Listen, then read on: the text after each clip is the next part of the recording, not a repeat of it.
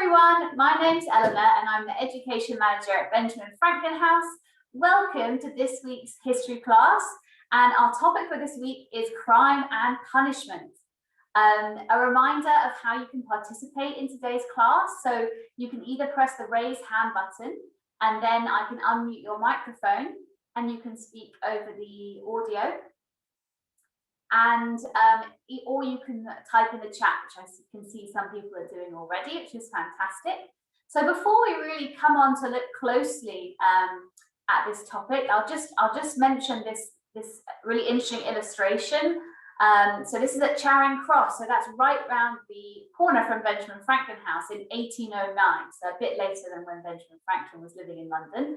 But as ever, just to introduce, if there's anyone who's new to our classes, a reminder of who Benjamin Franklin was, what he was doing in London, why there's a house named after him. I wonder if any of our participants could remind us something of Benjamin Franklin and what he was doing in London. I can see a raised hand.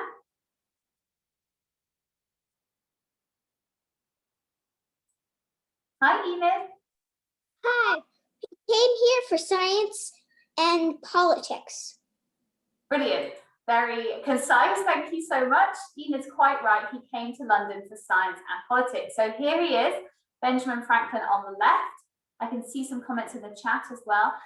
Yasin has said he invented useful things. And Helen has said he was a founding father. Fantastic. I can see Enid maybe wants to add something. Hello? Hi, I have a question. Why is he holding a squirrel? I'm going to come to the squirrel, don't you worry. Great question, though. It's a good story behind the squirrel as well. So just like everyone was saying, we remember Benjamin Franklin as a famous scientist, maybe most famously for his lightning rod that he invented and all of his discoveries linking to electricity, but many other interesting things too. And it was his politics, though, that mostly brought him to England to live in this house that we now call Benjamin Franklin House. It's on Craven Street. And as I said, it's just around the corner from Trafalgar Square, so right in the centre of town. And he arrived in 1757. So this was kind of right in the middle of what we know as the Georgian period. So that ran from 1714 up until 1830. And there were several King Georges, which is why we call it that. And at that time when he arrived, America was still part of England. It was one of the colonies. But by the time he left, just about 18 years later in 1775, that was when there was the War of Independence, when America broke away and became its own independent country. So he was mainly representing the colonies during his time in London, but of course he was doing lots of scientific work. He met lots of interesting people during his time in London, and this is where the squirrel comes in. So one of his friends was a gentleman whose surname was Shipley, and he went to stay with Mr. Shipley and his family at a house called Twyford, which is in Hampshire, so not too far from London. And that's actually where he started writing his autobiography. So some of you might be familiar with Franklin's autobiography. That's the story of his life. And it's where we know a lot of things about what happened to him because he wrote this. And he became very close with the family. Franklin had his own children. His eldest son, William, came over with him to London. And he always got along very well with children. And so when he was staying with the Shipleys, he asked his wife, Deborah, who remained in Philadelphia in America, to send an American squirrel over as a gift to the daughter of the Shipley family, Georgiana. And very sadly, not long after, I think he was called Mungo, sorry, the squirrel. And sadly, not long after he was gifted to Georgiana, he died. But Franklin wrote a really lovely letter to Georgiana, and he said that Mungo must be lying snug as a bug in a rug, which might be a phrase that you've heard used. And like lots of other phrases, Franklin came up with lots of things expressions that we still use today. So that's the story of the squirrel. Now, today, if you were to try and do that, send a squirrel from America to England, that wouldn't be allowed. There were no rules against that at the time. So coming on to our subject, thinking about crime and punishment. So I've got a question for you to start with. Which crimes do you think would have been common in the Georgian period? You can see a raised hand from Maxie. Hi, Maxie. Hello. Well, I kind of think that was actually before the death sentence was eliminated, wasn't it? There was still a lot of stuff happening. So the death sentence, I think in the Georgian period, it hadn't entirely gone yet. The death sentence, we're going to come on to that. You're quite right. There was a lot of things happening. So yes, you're quite right. So there was still the death penalty. We'll come on to that. A lot of people have said stealing, which is quite right. That was probably the biggest problem in the 18th century. And pickpockets have been mentioned. We're going to come on to that. Fighting as well. And of course, unfortunately, there were murders happening too. Last couple of hands up. Hi, Enid. Hi. I wanted to say that I know that one that would be stealing from the king and queen. Like right, someone's mentioned yes, stealing from the king and queen. You're quite right. Someone's mentioned treason as well, so kind of betrayal of the king. You're quite right. Was there something else you wanted to add? I wanted to say that well,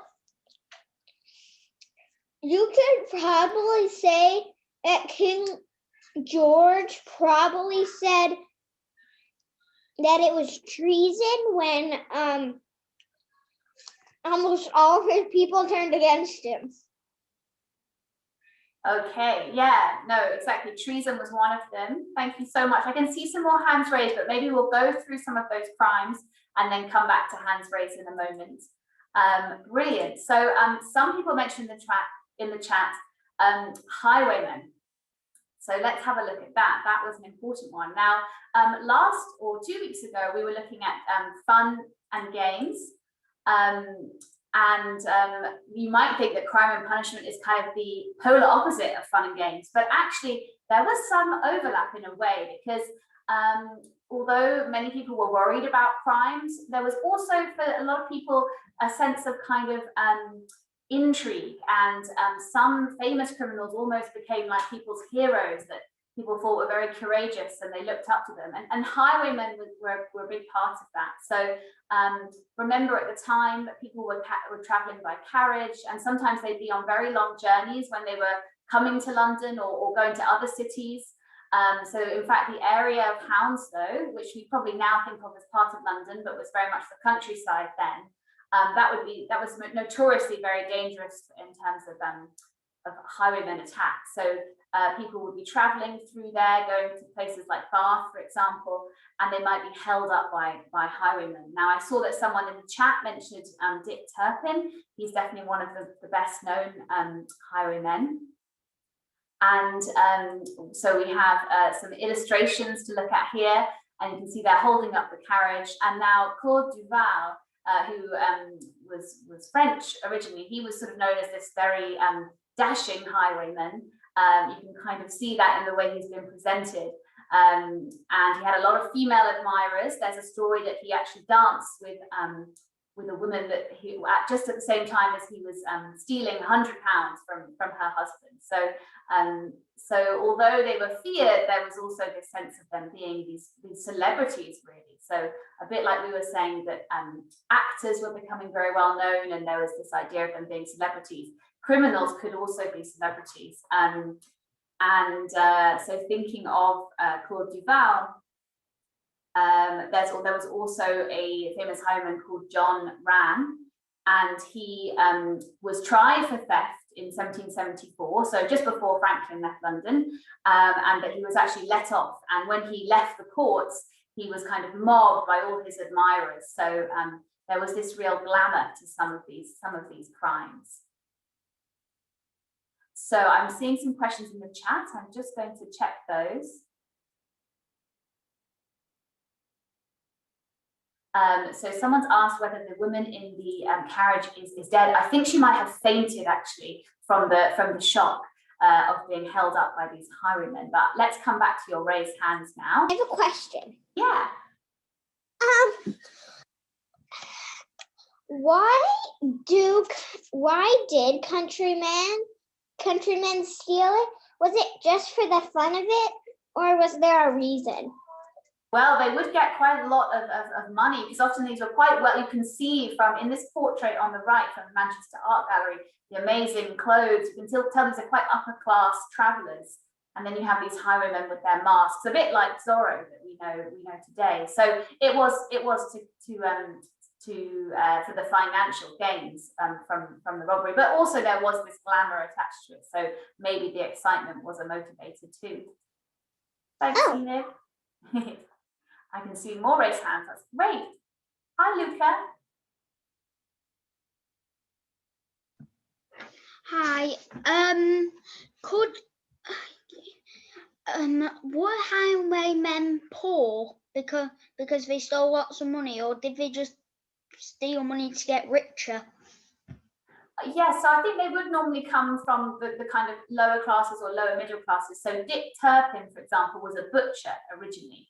So I think it was that kind of because there was more social mobility in the 18th century, people kind of moving up classes. So it was wanting to get more wealth and turn into these kind of highway robberies. So thanks so much, everyone. Great question. So as you said, there were lots of crimes that were happening, but theft was probably the biggest one. So you had the highwaymen that would kind of hold up the coaches in the countryside, but there'd be lots of theft in cities too.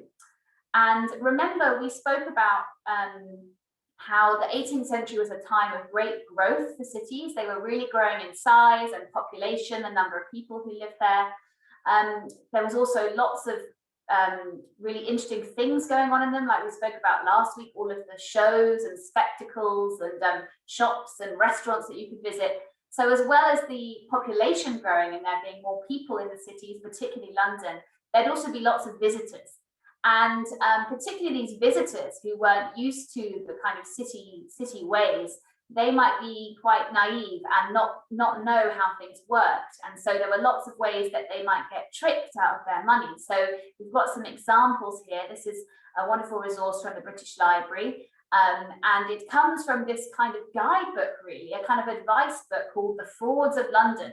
So for those visitors, it was warning them of some of the ways that people might try to steal from them. So at a gaming table, you might have people who sort of cheated, and then you would lose the money that you were betting. Someone who was claiming to be a fortune teller but was really a fraud, and so was sort of cheating you out of your money. And then someone mentioned in the chat about pickpockets. So that, it's very crowded in London. Lots of it looked quite different from today. There were lots of quite narrow streets that the pickpockets could kind of disappear down. And this is the 18th century, remember, but I'm sure a lot of you are familiar with the story of Oliver Twist. So in the 19th century, and so that was still happening in London in that time, the pickpocketing. About now, how do you think the Georgians controlled crime? I wonder what you think. If you think it was similar to what happens today, we have our police force, or do you think there were some differences? Because remember, with history, we're always comparing what happened in the past with what happens today, and thinking what's similar and what's different. So we see some hands raised. Hi, Stella. Hi. So a lot of, I think they probably hanging by that point, or something right, similar so to that's that. coming to the punishments. But if we think a step before the punishments, how do you think they would kind of catch criminals or stop crimes from happening? Oh, definitely at the court, probably, if they even had one. Yeah, absolutely. A court is one of the ways. Thank you so much. Can you go to Karen? Hello. Hi, I was gonna say they were either strict or of the police. Right, police. This is very important. So I'll come on to this. Thank you so much. Now, there was actually no official kind of national police force until 1829. So that's right at the end of the Georgian period. Remember, it goes up until 1830. And I saw that someone mentioned peelers in the chat. Now, we also in England sometimes call policemen bobbies, and that's because the Prime Minister in 1829 was called Robert Peel, and he was in charge of setting up a more official police force. So that's why they sometimes get called peelers after him, and also bobbies because of him being called Robert. So you can imagine if there was no official police force, it was really quite different the way that the crime could be controlled, that it could be stopped, or that people could catch criminals. I'll just check in the chat if there have been any other mentions. I can see that people have been talking about punishments. I'm going to come back to that. So thank you for your ideas for that a bit ahead of time. So let's have a look.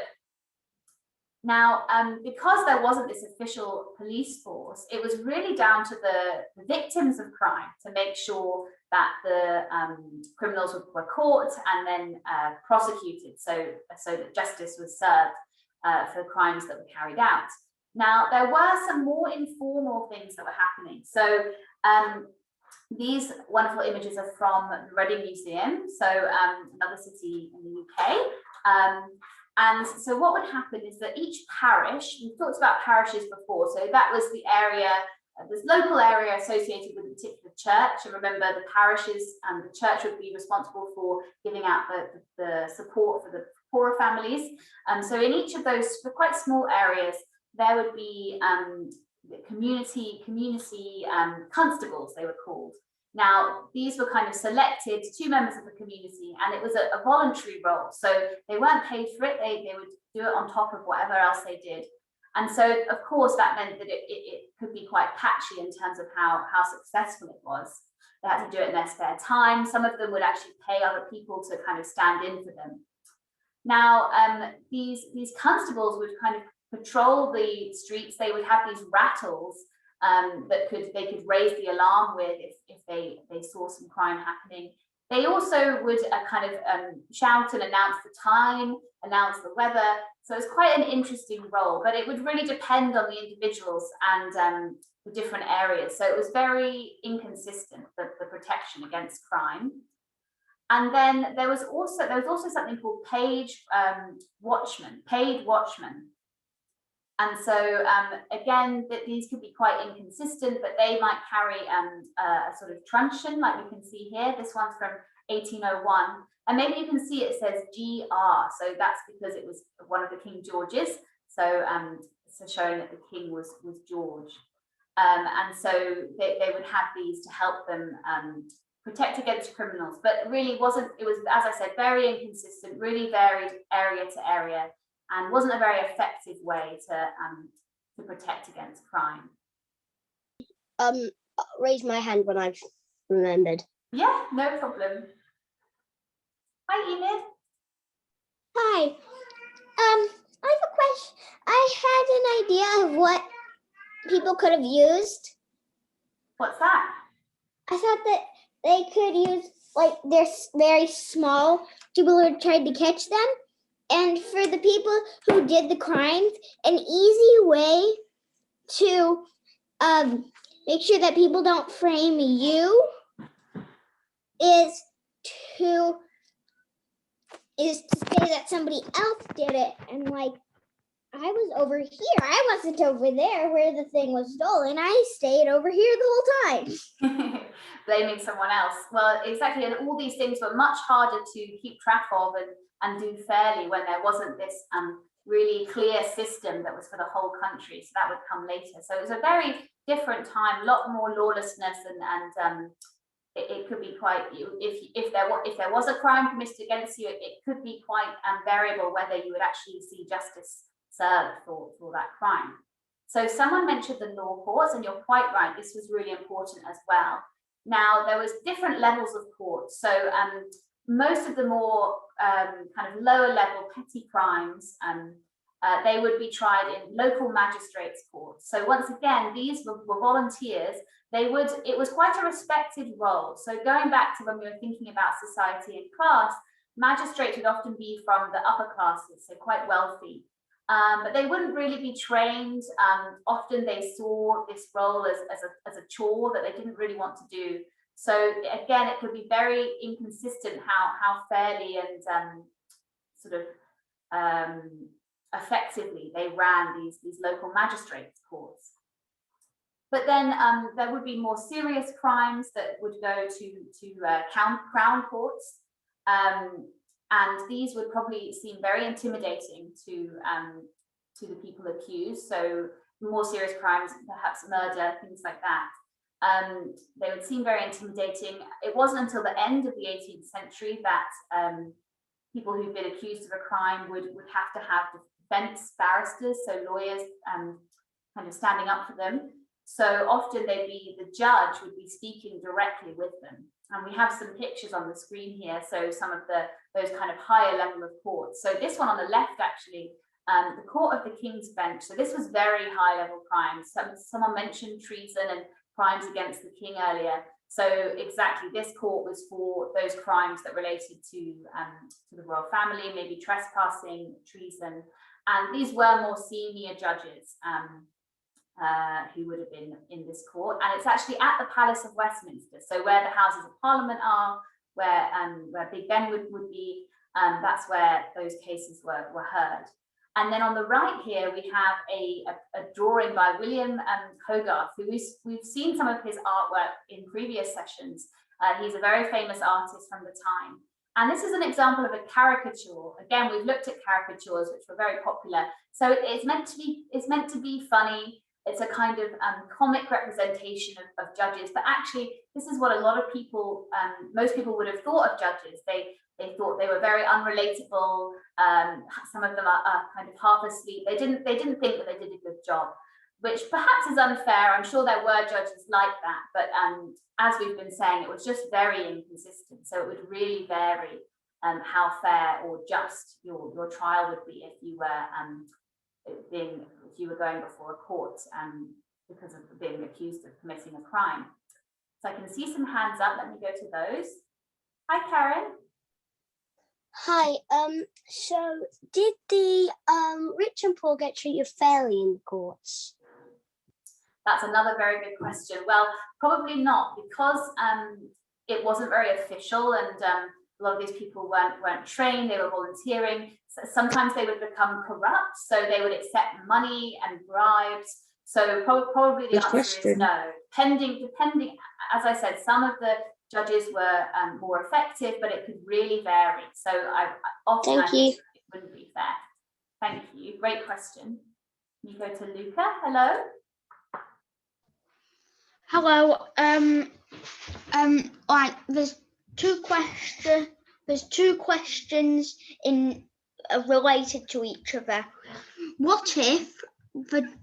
What would happen if the judge was so strict and the person that was found guilty was innocent?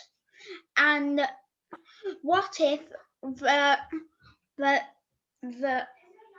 judge was lazy and didn't bother, but a person actually committed crime and they were found innocent? Yeah, so like we were saying, it could be very variable whether justice would really be served. So in these magistrate courts, the judge didn't have a jury like we're used to seeing today. So in today's system, if it's a criminal case, then there'll be a jury. So members of the public are having an input into the decision. But the judge really had a lot of power in those days, and so as I said, it could really vary. Kind of how well they did their job, and then how well justice was served. Great question again, thank you. And Enid, hello. Hi. Why are two of the judges sleeping? So this is going back to the fact that it's a caricature. So William Hogarth is kind of poking fun at the judges. He's suggesting through the way he's represented them that maybe they don't do such a good job, and maybe some of the time they're asleep on the job, which maybe was fair of some judges. As I said, a lot of those magistrates, because it was a voluntary role, they didn't really enjoy it and they didn't take it so seriously. But it's also unfair for some judges who did a very good job and worked very hard. Kind of anticipated, because I was going to ask you, how do you think the Georgians punish criminals? And we've already had so many comments about this in the chat, so I'm going to read some of them out. So right at the beginning, lots of people spoke about how capital punishment still exists. So that's when people could be executed. And then people have said hanging, that was probably the most common. Also execution did still happen in the 18th century. Now for lesser crimes, you might be fined, you might have to pay some money. Someone has mentioned, Yasin mentioned about a kind of branding that could happen. So people would take hot metal and your skin would be branded. So not very nice punishment. Someone has said lashing, that's quite right. So kind of whipping, still happening in the 18th century. Let me go to Enid. Hi, Enid. Hi. This president is probably one of my favorites, which is where you get your head and your arms stuck into something, and then you get to walk around in a circle while people throw bad food at you. Oh, we're coming up to that, exactly. So that's in a pillory. We're going to come on to that. I'll show you an image. Thanks for bringing that up. You're quite right. And Stella, oh, the raised hand has gone. I'll come back to you, Stella, if I see your raised hand. Oh, there it is again. Hi. Hi. So a lot of times, wouldn't they like behead them and stuff like that? Or was that later? So beheading would still happen. More common for execution would be hanging, but beheading would still happen, and maybe was even more common before this. So again, going back to that Tudor time, we know that some of Henry VIII's wives, for example, were beheaded.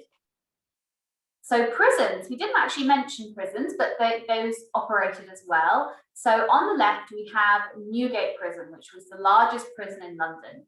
Now, it was in London from really early. Let me check the date. It was from 1188 up until 1777. So just after Benjamin Franklin left, and then it was rebuilt, and that was finished in 1782. So this is the newer design. So in one of the classes we're going to be running next half term, we're going to look at Georgian building and architecture, and we can see some of the Georgian style here. But of course, when they were thinking about the prison buildings, they wanted them to act as a deterrent. They wanted them to stop people committing crimes, and that's also the reason. That was what the role of execution was meant to do. It was meant to be such a deterrent that people wouldn't even consider committing crimes. So you can see it's been built to look very intimidating and not like a very nice place. So there were these big prisons like Newgate in London, and then there were also much smaller prisons. So thinking back to the countryside, this is amazing, still existing. So St. Peter's Village Cross and Cage, so a very small prison there, and that's it in the countryside. So of course, in those smaller towns and villages, that crime would still happen, but it wouldn't be as frequent, and there would normally not be as many prisoners. So you could have these smaller prisons. And in addition to prisons in England, there was also this practice of sending prisoners abroad, so to colonies. So of course, we spoke about how there was the War of Independence, but before then, some prisoners would be sent to America, and they'd have to do kind of hard labor, so lots of hard work, lots of hard tasks. And then they would also be sent to Australia as well. So lots of different ways that prisoners would be treated. So let me go to hands up now. Hi, Xavier, sorry about that. I wanted to ask, so were criminals treated like slaves? One more time, sorry. Were criminals treated like slaves? Oh, very good question. So they were a bit, and that's what I meant by hard labor. They so being sent to the colonies and having to perform these difficult tasks as part of their punishment. So in a way, their freedoms were taken away from them. Great. Thank you. Thank you. So some public punishments were public. So Enid mentioned the pillory. So this is when you would be kind of fixed into this wooden construction, and then people would throw things at you. So very humiliating. So this might be for crimes like forgery, when you're pretending to be somebody else. And it became less popular by the end of the 18th century, and that was partly because it was difficult to control the crowd. And sometimes it looks like someone's even trying to fling a cat. So sometimes it would be very kind of violent, but sometimes the crowd would actually have sympathy for the criminal, and they might try and support them. There was actually reports of people kind of holding parasols over people in pillories to protect them from the sunshine and things. So the crowd had a role to play. And thinking back again to how some criminals were seen as celebrities, also these public punishments were almost seen as spectacles, as kind of events to attend, and it was a real public event with big crowds. And then we've spoken a bit about execution. So there was a lot of public interest in these criminals and their crimes, and then also what would happen to them. So we have an account here in this newspaper of the story of Joseph Hunton. And so he was someone who made forgeries and was eventually hanged. And so you get these cheap newspapers, they were called broadsides, and this one is from the British Library. Now, if you are interested in finding out a bit more and looking at some of these amazing what do we call them again? Sources, historical sources, then the British Library is a great place to look. So I know that Maxie was asking about numbers, and you should be able to find out more there. So here we have this newspaper, and they were quite cheap. They'd be sold for about a penny. And then that meant that lots of people, if they were able to read, could find out all about them. And you can see the huge crowds in both these pictures at these kind of public punishments. So very different to what happens today. I'll just check the chat and Q&A. So Stella has asked, is Joseph Hunton important? Well, he was quite a famous villain and well, should I say villain, sort of criminal, and people were interested in finding out about his punishment. And you can maybe see in the sort of subtitle that it says Newgate. So that's the prison we looked at before. So by the end of the century, executions were happening at Newgate, at that prison. But before that, there was a location called Tyburn, which in the 18th century was almost the countryside. But in today's London, that's where Marble Arch is. So we would think of it as very central in the city. But in the 18th century, that was still a very green area, and it was almost the countryside. So that's where a lot of executions took place, about 8 times a year. But then they moved to this site of Newgate Prison.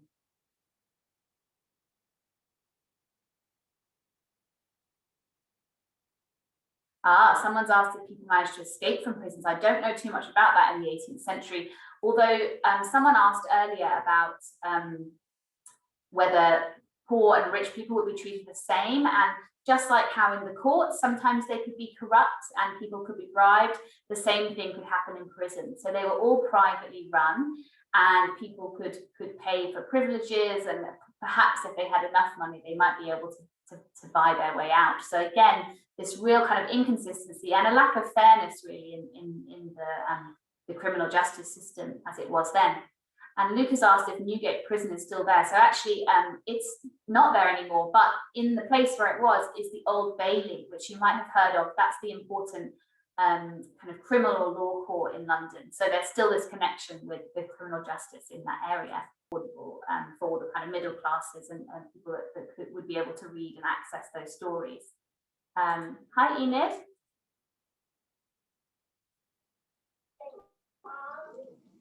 Hi. Does that work? Yeah. Did you have a question? Yes. It looks like someone threw a mouse, because it kind of looks like a mouse is trying to fly.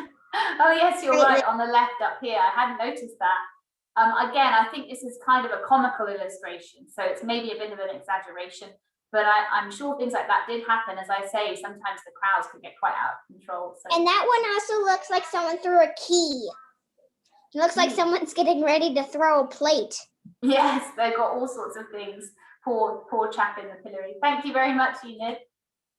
Brilliant. Thanks so much, everyone. It's been so wonderful. We've had such great questions. You knew so much already. I've got some things I want to go and find out now as well. If you were interested in trying an activity as a kind of follow-on from this class, we did a writing activity a few lessons back. We thought about writing diary entries, but now I've shown you those newspaper articles and thinking about how criminals like Highwaymen became real celebrities, and there was this interest in crime and those famous criminals If you were interested, you might want to try writing your own newspaper article. You might want to do a bit of research into Dick Turpin, for example, famous highwayman, and try writing a newspaper article about his crimes.